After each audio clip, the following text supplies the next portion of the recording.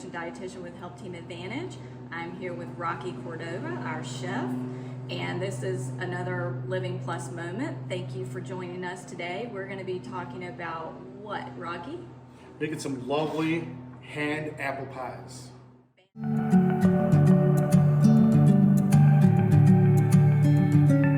Fantastic. And before you make any drastic changes to your diet, please inform your medical physician before you make any changes, and make sure that everybody on your care team is aware of any changes you're going to do to your diet before you do that. This is National Diabetes Month, so we're going to be talking about how to lower the amount of carbohydrates, using less sugar, and making this delicious recipe so you can start getting ready for the holidays. All right, so we're going to use these Granny Smiths.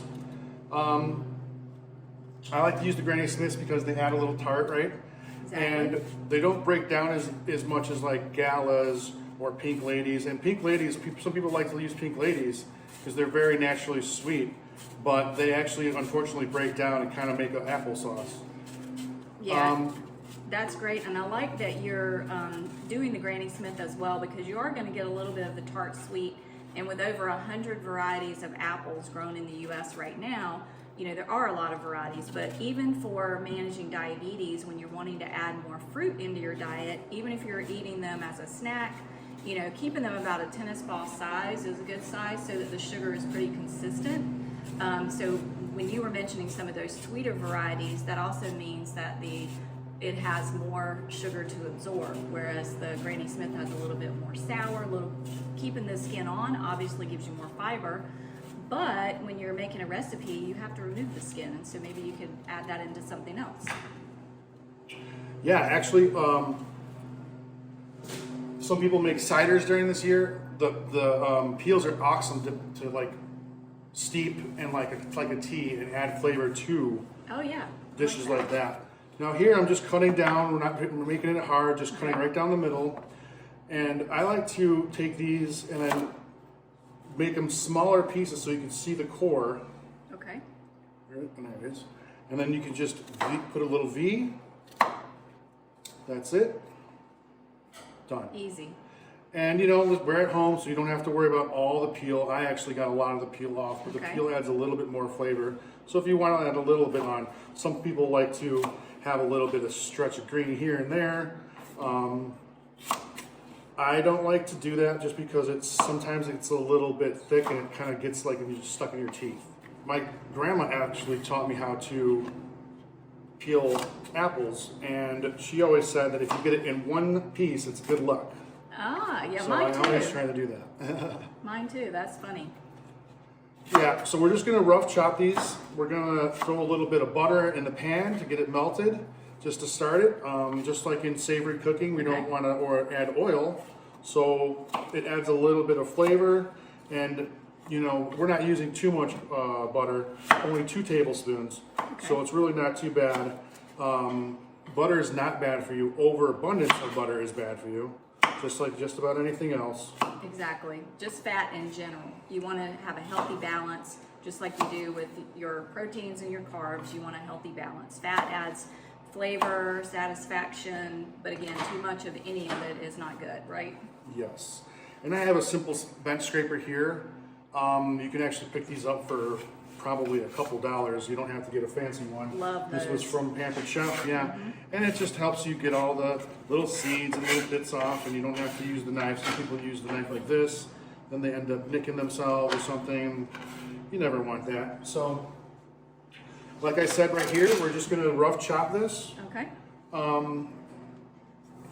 Some people like to make them universal, and they say that it cooks evenly.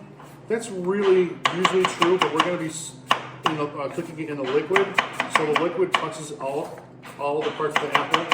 So it really doesn't really matter too much how the pieces look. You just don't want any big pieces like that, right? Or any small pieces like this, right? This will just disintegrate a little bit, and this will just be a little hard and not cook. Okay, that's great. And I always say, use the right knife for the right task. Some people don't have a bunch of knives, but as you see, I don't need a big chef knife for these little apples. It's just a little piece like this, and as long as the blade is longer than the apple, it'll go through no problem. Okay. So, you know, I know a lot of people out there are intimidated with their big chef knives. This one's pretty small.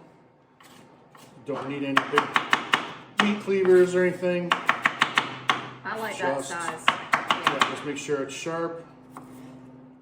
So it's more safe. That does make a difference. That blade size, because I think some people are intimidated by a big chef knife, whereas that has the little rounded edge on the top too, which I like that.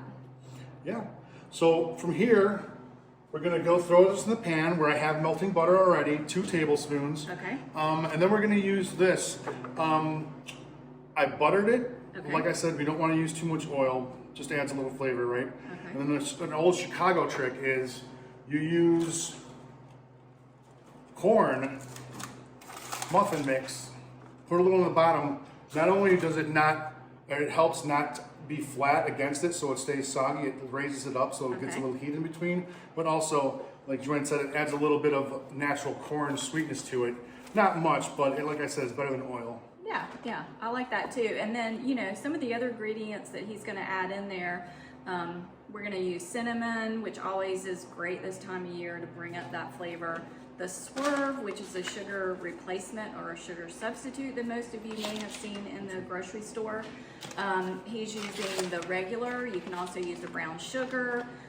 There's other varieties that you can find in the grocery store. All of these can be baked with. So if you use stevia, if you use swerve, if you use something else, they can be used in the place of sugar. And this one is really good because it's a 1-to-1 ratio. So if you're using a cup of, if the recipe calls for a cup of regular sugar, you can use a cup of swerve, right? Yeah, that does get a little confusing sometimes. I think stevia, you have to use a little bit less. And some of them, you know, it all matters on the recipe. So with this one, I like that it's a 1-to-1 ratio. So you can just add that right in there.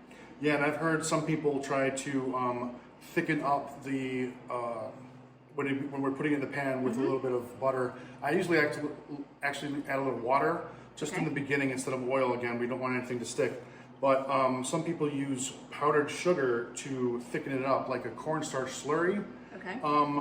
People don't realize powdered sugar is 10 times sweeter than sugar. So then they take a bite and they're like, whoa, holy cow. So we're just gonna stick to a little bit of brown. Is that what we're gonna use today? Just brown? Yeah, I like that. And also, when you don't add other sugar to it, it keeps the carbs down. So if you're managing your diabetes and trying to watch the carbohydrate intake and seeing how much you can have, what a serving size is gonna fit into your carb ratio, it's much easier to do it when you're not having to count extra sugar in the recipe in addition to something like the sugar replacement. So I think that'll make it much easier for people to just look at the recipe, see what your serving size is, and not have to worry about how much of the actual sugar is added in with it. So are we ready to go over to the cooking process yet? We're just about ready. Okay. We're gonna use, real quick, we're gonna use a pre-made pie dough, just again to save us time. But literally, what are we looking at? 1 ingredient, 2 ingredients, 3 ingredients, not including the butter. Right. And then the pie crust, we're talking with cook time, I'm thinking 15, 20 minutes tops. Oh, wow. Okay. And then in the oven, probably another 20 minutes, but in the oven, all you have to do is wait. So Okay. let's get this in the pan. All right. Okay, so now we're over here at the cooking area. What's up next? I just threw a little bit of water to start it off with. We already had the 2 tablespoons of melted butter in here, Okay. just so it doesn't melt or just doesn't stick. You can see it's real slick. The water's pretty much gone now, Okay. so it's time to add the sweetener. Now the sweetener we're going with 1/4 cup, Okay. and I don't think it really it's necessary to put any white sugar in it at all.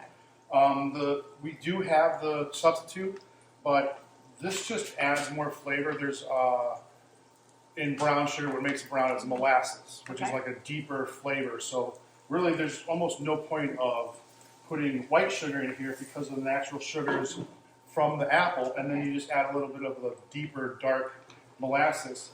It's what did we say? It was 1/4 cup. and just adds more flavor. It makes it look pretty. It's going to make it look more caramelized, probably. Yeah, this comes out a little bit moist, so we're just going to cook this through a little bit. Okay. Make sure it all gets a little dissolved, and then we're going to add our cinnamon. Okay. You can always add a little bit more water. It will dissipate, and I'm talking like a teaspoon at a time. The worst thing you can do is dump a whole bunch in here on accident. You could just drain all the liquid and restart with the already cooked, but that just adds more time. And you can kind of see already it's kind of thickening up. Oh, yeah. You can see it's becoming what we call syrup consistency. And it smells delicious. Yeah. So we're just going to add a dash or two of good old cinnamon. And a lot of people don't know, I think it's kind of interesting, that cinnamon is actually a tree bark that they take off trees. Ooh, that's great. And they let dry in the sun. It's like a lot of people don't know that it's bark. And I've always thought it was super interesting that we're actually eating wood. So that's all done, and then you can see it's definitely thickened up. Look at that. You don't even need a cornstarch slurry or anything or any kind of roux. That looks perfect. You can just smush the apples, and ooh, yeah, right when they're just a little bit easy to go through. You don't want, like I said, you don't want applesauce in your pies. So that's great. Kill the heat. I would just spread it out a little bit to dry or cool it off just a little bit. It's going to get thicker the cooler it gets, and then we're just going to go get our pre-made pie dough ready and throw it in the oven. Okay. All right, we finished with the apples on the stovetop, and you can see just perfect. I mean, it might even be a little too thick, but I'm not sure if that's a thing. So we're just going to take, oh, it smells so good too, doesn't it? It does. So we're going to take this, and mind you, this is going to be for 2 people. I figured you guys know me, I want to make it as easy for everybody, so why make 2 pies? Let's just make 1, right? Let's just make 1, put it down the middle. I mean, literally, I don't want you guys to worry about anything. I want you guys to look and see how easy this stuff can be and realize that this is better than any dessert you can get at a restaurant or anything. Because like I said, there's like, I think with the butter, 4 ingredients, was it? Yeah, and as good as it looks, as good as it smells, again, the only sugar is in the apples, natural sugar, which is good. And then we have the sugar substitute to give it a little extra sweetness from the brown sugar. And then the only other carbohydrates that are going to be in this dish is going to be from the cornmeal and the crust. So if you were trying to really cut back on the carbs, you could eat less of the crust. You could eat less of the topping, but the apples themselves are fairly in its natural state. Just that little bit of sugar substitute added in there, some cinnamon for extra flavor, some water to help cook it a little bit, a little dash of butter, and great. So it's much healthier in this option than typical traditional apple pie. So if you're wanting to make this occasionally for yourself to have a couple of servings along, or if you're wanting to take it for a dessert for Thanksgiving or Christmas, again, everyone else will love this just as well, and it doesn't have to be just for cutting back on carbs for everyone else. They probably won't even know the difference in that sugar substitute flavor. Yeah, and for Thanksgiving, actually, I would maybe put like 2 or 3 pieces of clove, just to add that aromatic flavor of the holidays. Maybe some star anise, just 1. Maybe even just a couple pieces, crack it off. Not edible, but you can just leave it in there for the flavor to aeromate everything.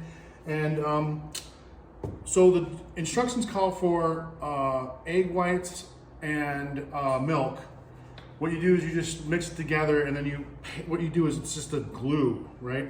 But what I like to do is you just do a fold over and pinch, and you see how professional this looks? It's so easy. All you do is you literally just take it like this, and you fold it and push. That's all you do. Fold, push, okay? Full push. I like that, yeah. Because that to me is always intimidating when they look so pretty, but you have no idea how they did it. So that's great. Boom, that's it. So we have a little bit of cushion under here. So what I do, and the reason why I suggested the bench scraper is also, right, don't want to get all the corn in there. So Yeah. you just scoop it up like this.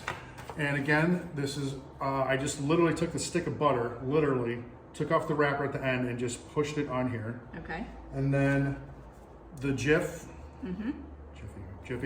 throw it on top, shake it, dump out the extra, slide that under there, boom, ready for the oven. Now, we did one before, so we're gonna have one to pop out right now. I said it was 20 minutes. I'm thinking more like half an hour. Okay. You do want everything nice and golden brown. Again, what you can do is wait 10 to 15 minutes and then put a little bit of egg and water on it. Beat Okay. up an egg and put it on water. It adds a little bit of a sheen, a color, a shiny, and then a little bit of extra crispiness. Okay. Some people prefer that. I don't really like that. It doesn't remind me of homemade grandma's apple pie. So I'm just gonna leave it like this. Okay. That looks so delicious. Oh my gosh, I can't wait to taste it. What do you think, huh? Looks great. Yummy. What I like to do, just, some pro tips, right? Go in there with a towel or something, or, a mitt, and just give it a little shaky shake every once in a while. Okay. Just to make sure it doesn't stick on the bottom. Okay. And what we'll do is just, it was a little thin, so it broke off. Okay. But like I said, no worries, right? Oh, that looks so good though. Wow. Oh, Oh, look at that middle part. look at that. And then see how the bottom, And flaky. So again, the crust is very flaky, so it shouldn't be really heavy and dense, which Yeah. I like. And a way to cut back on the carbs is to not have both crust top and bottom. So in a traditional apple pie, a lot of times the crust will be a little bit thicker on the bottom or the top, whereas this is a little bit lighter, so you're not going to get as many carbs with the apple, and it looks very well proportioned right there. So I think that's a really good balance if you're trying to do something that's a little bit healthier for managing diabetes and so forth during the holidays. yeah, and you can Great see job. the consistencies here. These Yeah. are kind of a little bit, I like that. yeah, a little bit too hot right now. But like I said, you can play with the time. I think maybe I went a little bit over, like 5 to 7 minutes. But It looks again, it looks so good, and the bottom is just so crispy. You can actually hear it.